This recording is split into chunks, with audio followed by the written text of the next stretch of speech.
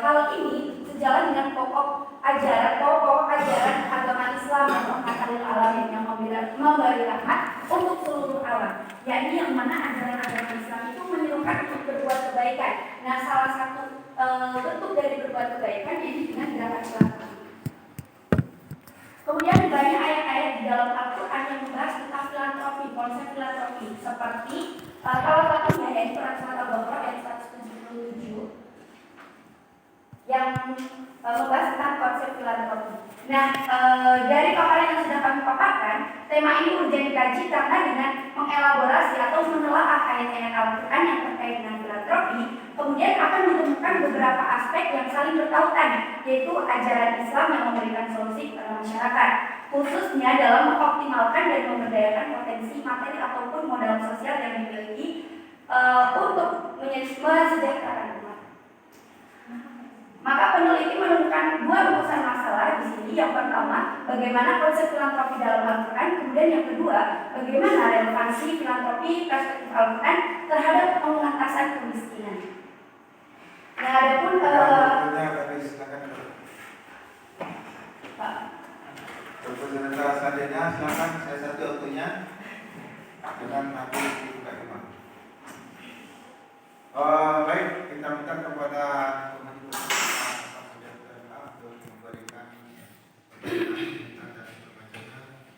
berkaitan dengan skripsi yang ditulis oleh Putih. Assalamualaikum warahmatullahi wabarakatuh. Filantropi dan relevansi terhadap pengentasan kemiskinan perspektif Al-Quran. Dari judulnya dulu, agak sedikit aneh ketika saya baca pertama kali. Filantropi dan relevansi. Ini ada relevansi apa? Hubungan atau kaitan filantropinya. Filantropi kan pertama kita membahas tentang filantropi perspektif Al-Quran, terus kemudian relevansi filantropi perspektif Al-Quran ini terhadap pengentasan kemiskinan. Baik, berarti filantropi dan relevansinya terhadap pengentasan kemiskinan perspektif Al-Quran. Ya. Yang pertama, yang kedua, yang diinginkan berarti di sini adalah bagaimana melihat secara khusus filantropi yang diterjemahkan menurut Al-Quran. Ya. Karena di dalam Al-Quran tidak ditemukan kata filantropi. Bagaimana saudari bisa sampai kepada kesimpulan mengambil kata-kata yang sudah dituliskan di dalam skripsi ini sebagai terjemahan dari filantropi? Ya. Baik, kami akan menjawab pertanyaan dari Bapak yang satu. Kami mengambil term ataupun padanan kata filantropi yang ada di dalam Al-Quran itu berdasarkan pada pengertian secara bahasa.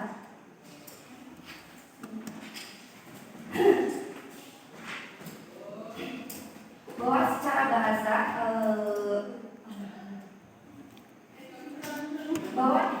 di sini dikatakan filantropi juga beberapa kali disebutkan dengan istilah al-bir, al-akram, al-khair, al-ihsan, dan as-sadaqah. Pengertian filantropi secara bahasa itu kan rasa cinta kasih terhadap sesama dalam bentuk kebaikan.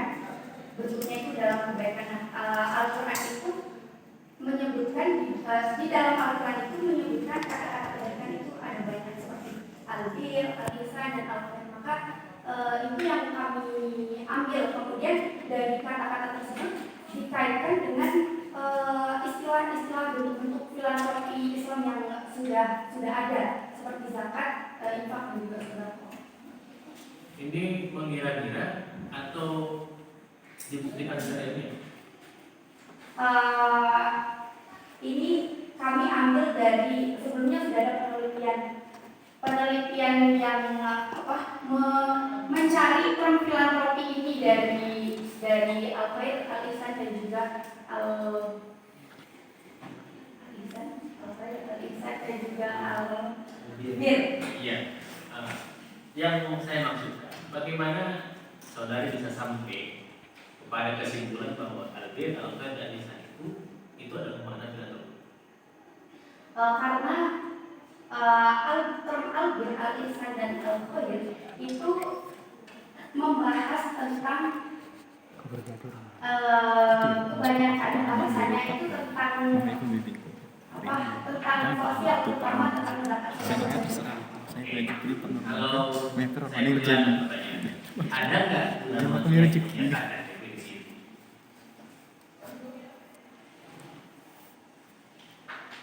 Di sini kami ambil di halaman 20 pada landasan teori itu dari buku From Charity to Social Change, Training and Philanthropy.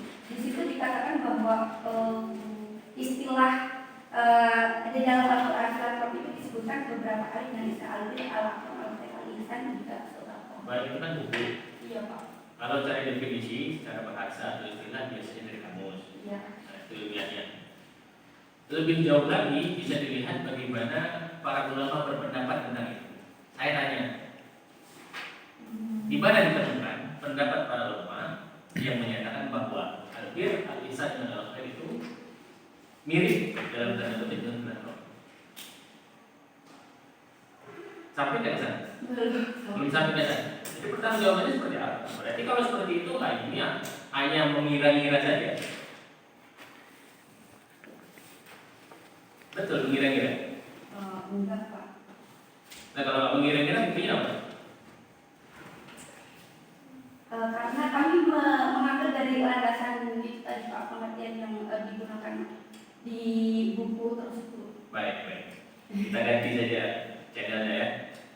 Kalau atas dasar definisi itu, maka setiap orang apapun agamanya bisa melakukan filantropi. Kemudian kita tarik di sini kan kita menginginkan filantropi perspektif Al-Quran itu. Betul. Jadi ketika kami sudah melaksanakan penelitian ini, maka menunjukkan bahwa filantropi yang dimaksudkan di dalam Al-Quran ini merupakan suatu sikap yang didasarkan oleh landasan ketakwaan dan keimanan yang dahulu. Kemudian jadi dengan perbuatan kebaikan. Jadi harus orang Islam. Harus orang Islam apa harus orang beriman? Harus orang beriman dan bertakwa. Harus orang beriman dan bertakwa baru bisa berfilantropi. Atau filantropi itu menghadirkan ketakwaan? Mana duluan? Filantropi duluan atau takwa duluan? Ketakwaan duluan. Kemudian dari kita kan sebagai seorang muslim sudah memiliki rasa iman dan takwa. Akhirnya iman dan takwa kepada Allah. Terus kemudian maka dari situlah timbul rasa hablum minannasnya gitu Pak. Jadi ketakwaan dulu baru bisa berfilantropi. Jadi kalau orang yang mulai dengan filantropi itu tidak bisa tahu.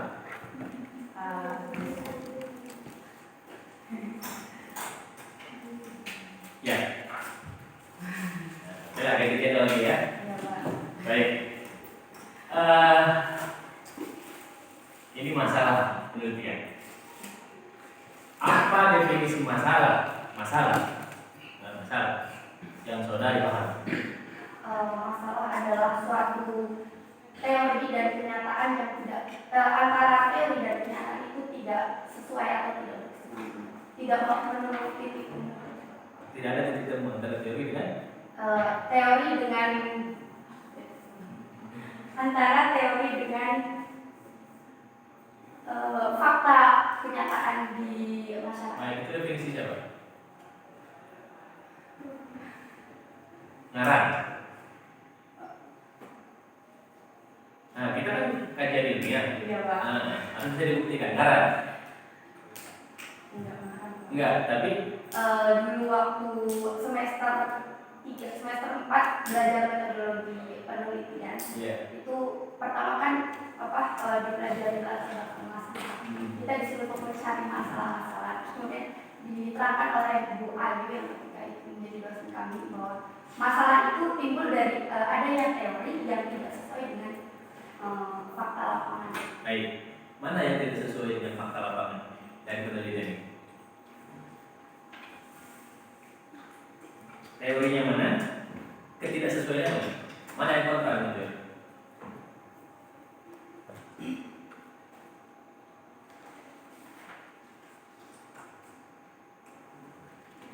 Di sini kan permasalahannya itu adalah kemiskinan yang semakin meningkat, semakin tidak pernah mengalami kestabilan. Kemudian kita berpikir bagaimana sih cara mengatasi ini kan nggak sulit-sulit, akhirnya dilakukan dengan solusinya itu dengan filantropi ini.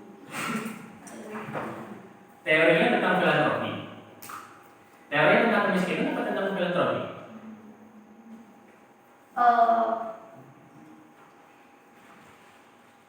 Teorinya Yang mau kita bicarakan kan kemiskinan apa filantropinya? filantropi. Filantropi. Filantropi tapi dalam rangka untuk mengentaskan kemiskinan. Iya betul. Masalahnya di mana di situ di filantropi itu?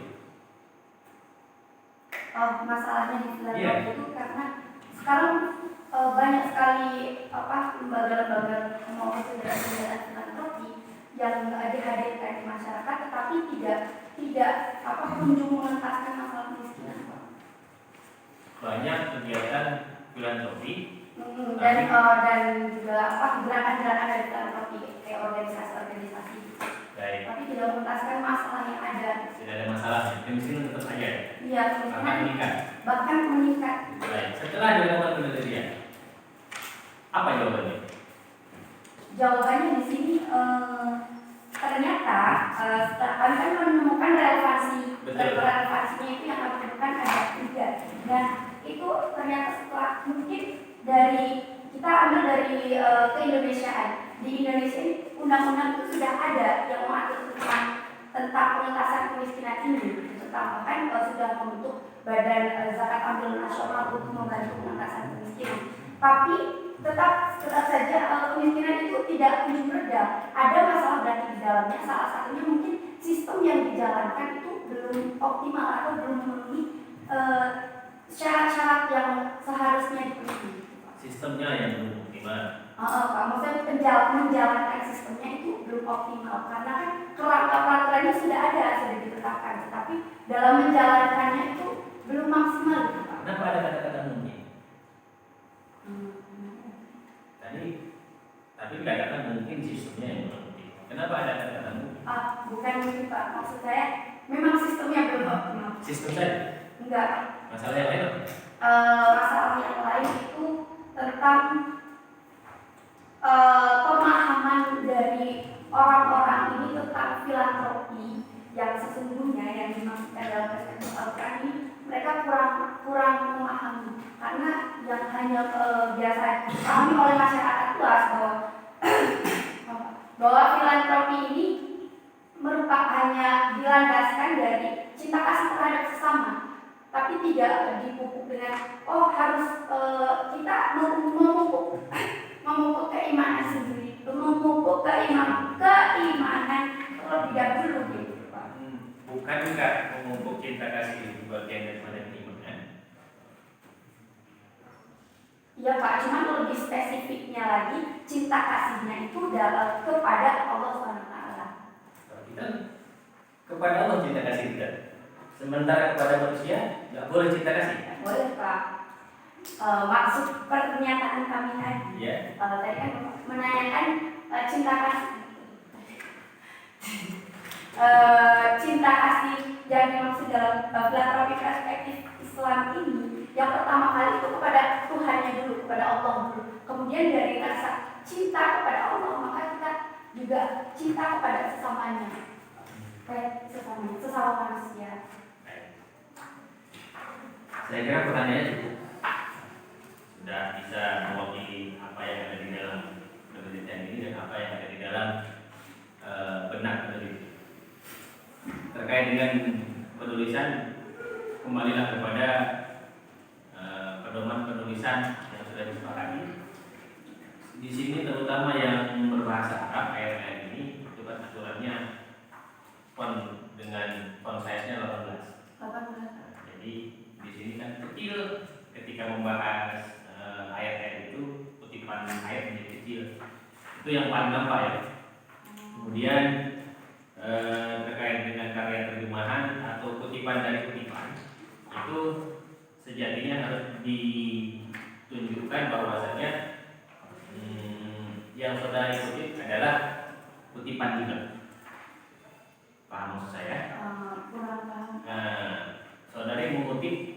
dari karya orang lain, yang orang itu juga mengutip dari yang lain. Nah, itulah kutipan dari kutipan. Berbeda dengan mengutip pendapat orang lain. Harus berbeda mengutip pendapat dengan mengutip kutipan. Saya kira itu Pak Rofi. Oke, terima kasih Pak Ahmad Sudiarto.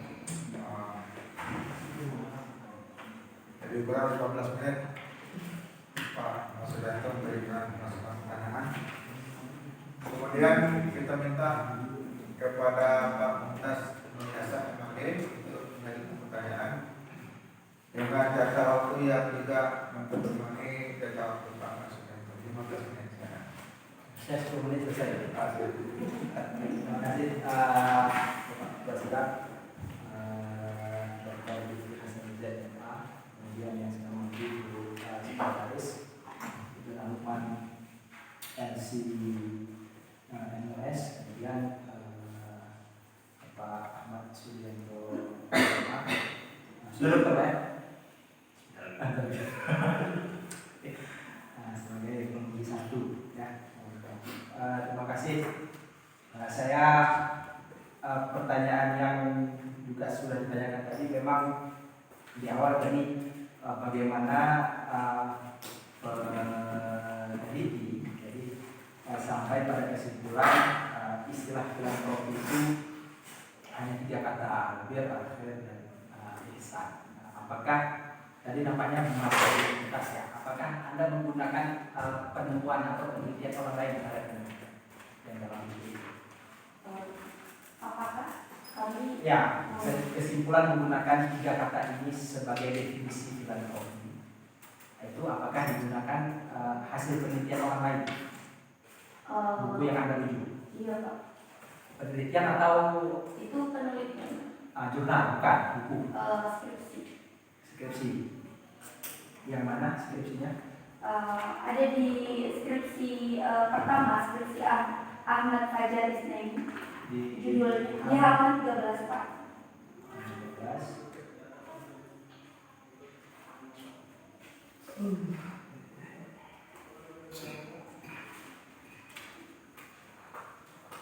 Ya, Ahmad Fajar Isnaini.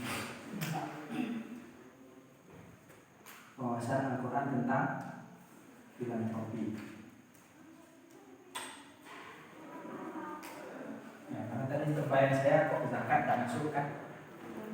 Kan istilah lain sedekah misalnya kan, memang tapi tadi disebutkan dikaitkan. Ada nggak istilah filantropi yang spesifik dengan Islam? Ada ya? Menyambung-nyambung. Nah, artinya kan tidak boleh. Menghubungkan. Saya tanya tadi, ada nggak pendapat ulamanya? Yang dari ditemukan ya? Ini kan kalau dari sisi bahasa kan tadi bahasanya bahasa Yunani ya. Oh iya. Bahasa Yunani ya. Baik, Anda sudah baca bukunya Pak Hilman Latif? Belum Pak. Hanya membaca skripsi orang tentang kalau setahu saya kalau filantropi itu sebetulnya nyaris sudah tuntas oleh Pak Hilman Latif. Dia sekarang ya, makanya nanti tak tahu sih apakah itu nanti ada persinggungan atau persamaan atau bahkan kalau memang ada lebih baru dari situ lebih keren kan. Jadi mungkin karena akses kita terbatas kan. Pak Hilman Latif itu dia mengelola lazismi ya, lazismi Muhammadiyah. Jadi kalau di Nahdlatul Ulama ada lazismi, kalau di lazismi itu ada jadi sekiranya mau serius ini harusnya khatam dulu bukunya Pak Hilman Latif kemudian disiapkan, apalagi memang beliau bergerak sekarang beliau dirjen haji kan. Saya kira udah baca itu, jadi makanya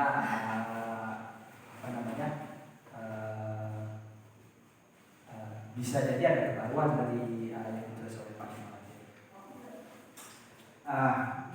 Kemudian ini kan konsep. Bagaimana turunannya kalau katakanlah Aceh Tengah saja?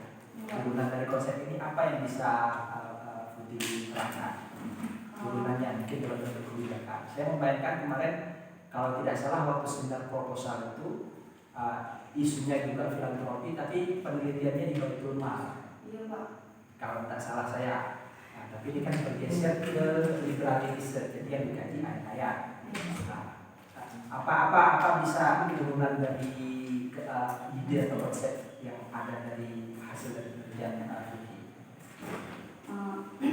Bentuknya kebijakan atau apa? Karena kalau katanya Al-Quran sudah sekian apa, konsepnya bagus-bagus, tapi banyak juga orang sekitar. Tentu kaitan dengan kebijakan pemerintah. Jadi dari analisis yang kami lakukan terhadap konsep filantropi perspektif Al-Quran, kami komparasikan dengan filantropi secara umum. Yakni filantropi secara umum itu dilandasi cinta kasih terhadap sesama. Tapi kalau perspektif Al-Quran itu berlandaskan sifat ketakwaan dan keimanan yang diiringi dengan perbuatan kebaikan.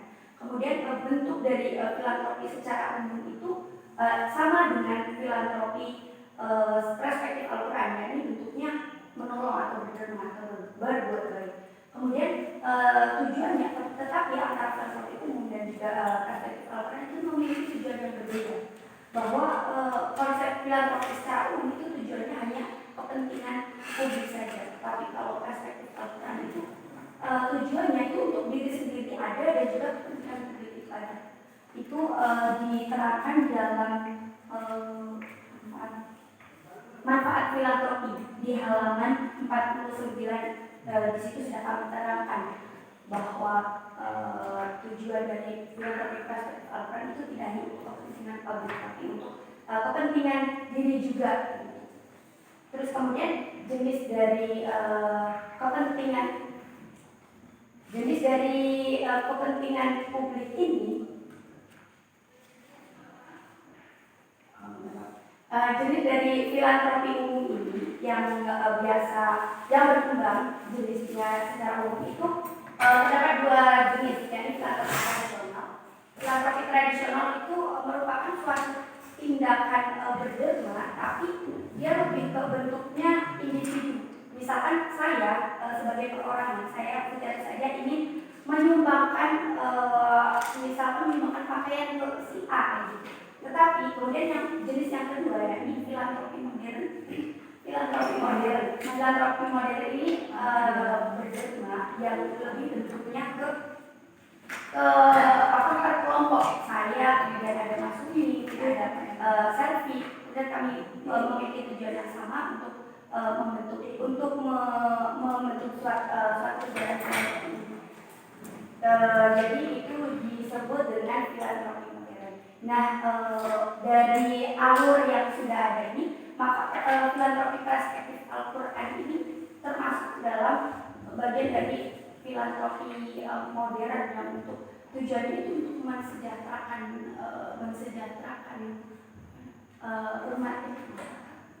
Nah, maksud saya turunan yang bisa misalnya kebijakan yang bisa dipakai oleh bupati dari sini, misalnya harus begini, harus begitu. Ya, maksudnya apakah setiap orang harus berderma sekian, nah, atau dia bergantung karena ini kan kalau kita bergerak secara pribadi tidak terorganisir, saya rasa susah. Kemarin itu ada satu lembaga filantropi yang tersangka itu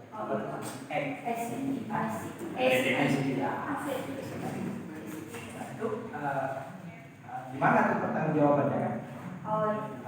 Maksud saya ketika agar memang pengentasan kemiskinan itu nyata.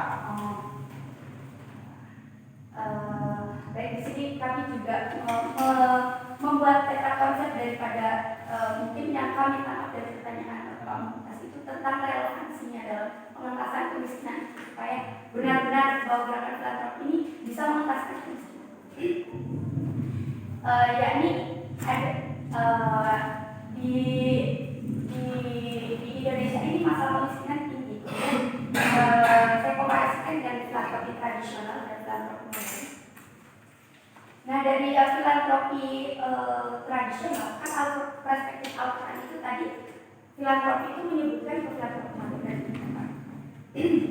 Kemudian penyalurannya itu kalau filantropi tradisional seperti yang kami katakan tadi itu secara individu.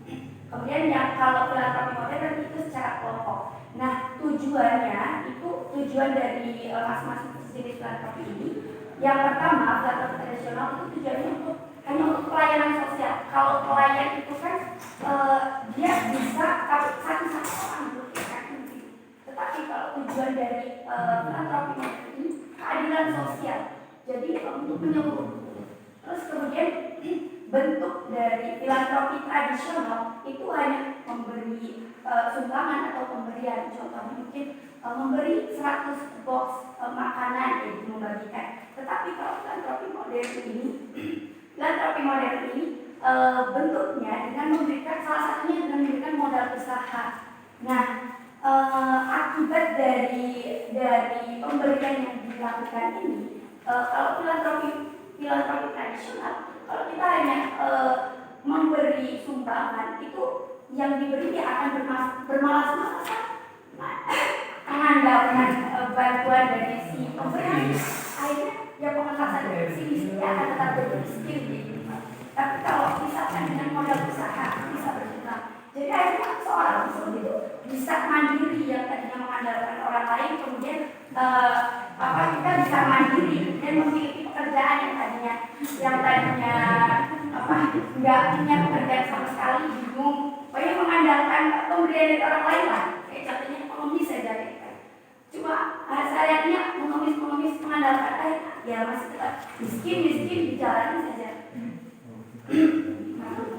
Terus kemudian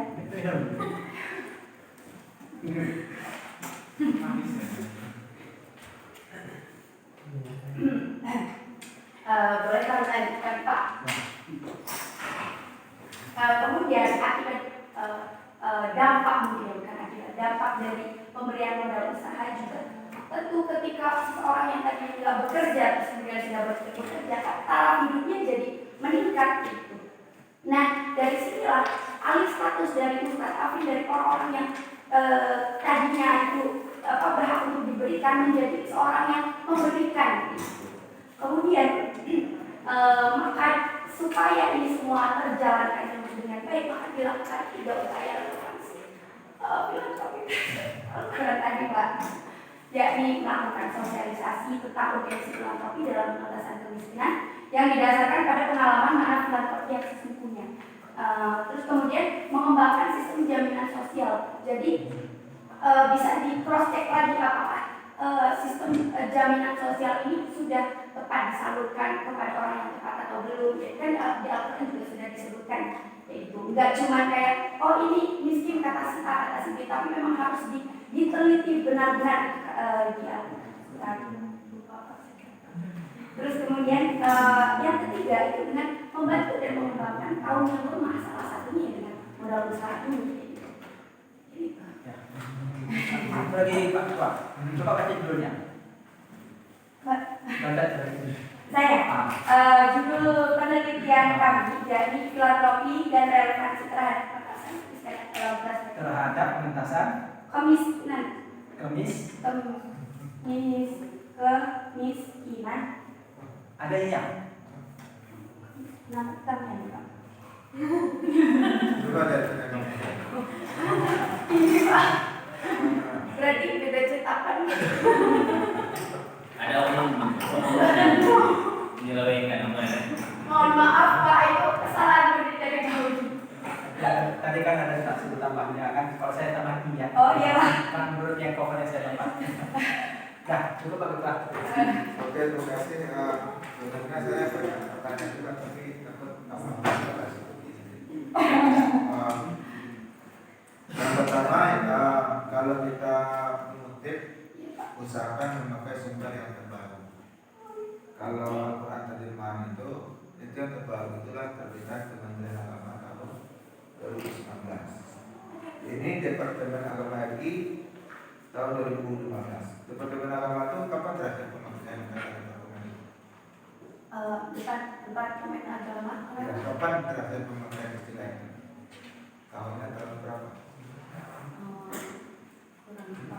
Kurang tahu. Makanya dicek itu. Iya. Karena sekarang apa namanya Kementerian Kemenak. Kementri. Kementerian. Tulisannya tri ya. Kementerian. Terian. Kalau di sini banyak kementerian. Kementerian. Kementerian. Nah, makanya itu yang di. Jadi catatan pertama untuk sumber terutama terjemahan ayat pakai terjemahan Kementerian Agama tahun 2019. Yang kedua, ini untuk semuanya juga ya. Kalau kita mengutip usahakan memakai buku versi cetak. Kalau buku versi cetaknya tidak ditemukan, pakai yang berbentuk PDF. Nah seperti ini kan buku lesna Pertemuan Al-Quran itu umumnya sudah ada bukunya itu, buku PDF-nya. Jadi PDF-nya saja diambil dengan dari saya. Ya. Kalau ada yang PDF-nya ambil. Yang ketiga itu pastikan pemakaian tanda titik, koma itu tidak salah tempat. Karena kalau itu salah tempat itu merusak makna. Di sini saya lihat ada beberapa contoh pemakaian tanda titik, koma itu tidak pada tempatnya sehingga kita bingung. Kemudian jangan suka bikin skripsi kayak bikin status JWA disingkat-singkat. Misalnya kan dikatakan ternyata nomor 1 Bapak Dr. Soekarno sebagai Rektor Institut Agama Islam Negeri yang katakan Ibu Dr. Somi SM dan Wakil Rektor. Wakil Rektor itu sambungan titel atau apa itu Wakil Rektor? Nah, berarti kan selaku Wakil Rektor 1, Bapak Usman lagi selaku Rektor 2. Kemudian untuk daftar pustaka itu pastikan penulisan daftar pustaka. Misalnya kita menulis Al-Qurtubi, apakah Al itu memang harus dikurung supaya dia tidak repot atau bagaimana? Ada Al-Bukhari, Al itu dikurung atau bagaimana? Itu harus dipastikan ya. Namun enak kita saja ini banyak saya Al-Qurtubi dikurung, Al-nya Al-Qadawi dikurung, Al-Zuhaili Al-nya dikurung. Itu mazhab dari mana? Kita tahu ada mazhab baru kan? Ada sendiri. Iya. Kemudian penulisan kayak di daftar pustaka halaman 86 itu kan dari jurnal pertama itu yang dipilihkan adalah judulnya, sementara nama jurnalnya tidak dipilihkan. Pasti putih belum akuat ya mungkin.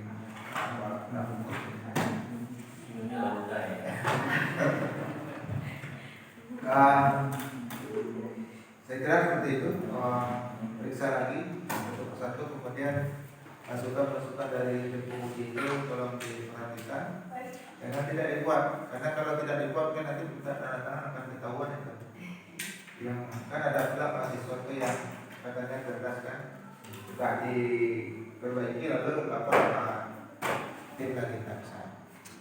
Saya kira seperti itu untuk ujian atas nama putih. Gimana nilainya nggak diumumkan ya?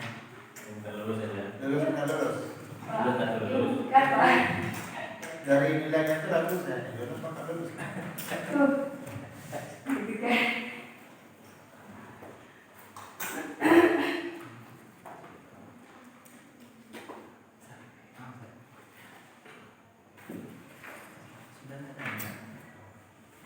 Gimana bagaimana kita tutup saja? Atau kita pending dulu 2 menit untuk menonton. Ya kita pending dulu 2 menit sambil putih tanda tangan ini kan dicobain sama guru aja. Kita tanda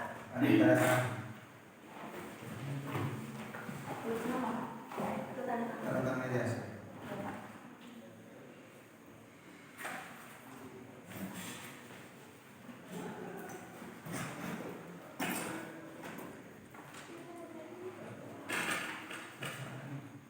Kalau ini datang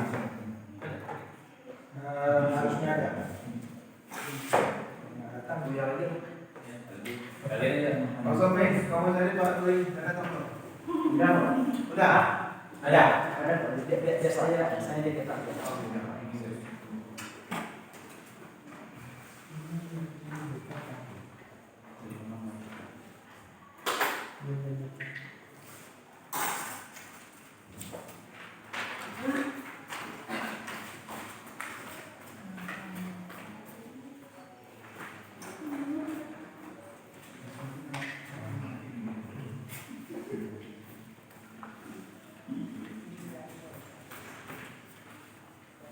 Sambil jauh.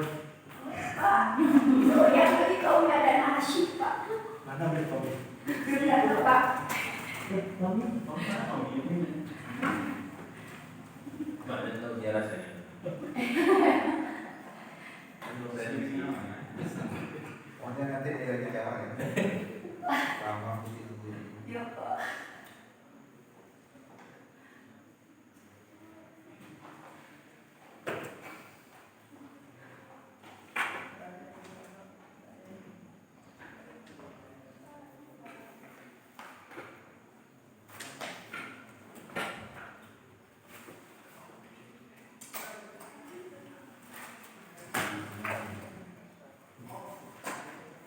Jadi siapa apa? Apa lagi? Mungkin dalam seminggu 2 minggu ini orang ini diupayakan penguji lah ya. Kemudian yudisium di September.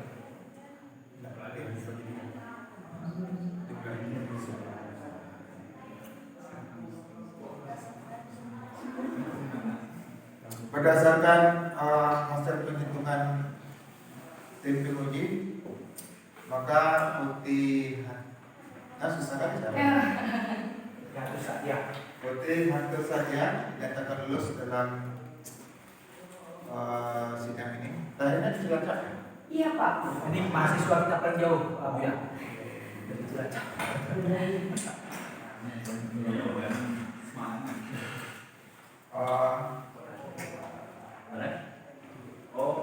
Dengan jumlah nilai yang belum ditetapkan, dinyatakan lulus dan selamat. Jadi silakan kalau mau ambil dokumentasi silakan secepatnya. Karena masih ada 3 menit mau sidang. Silakan.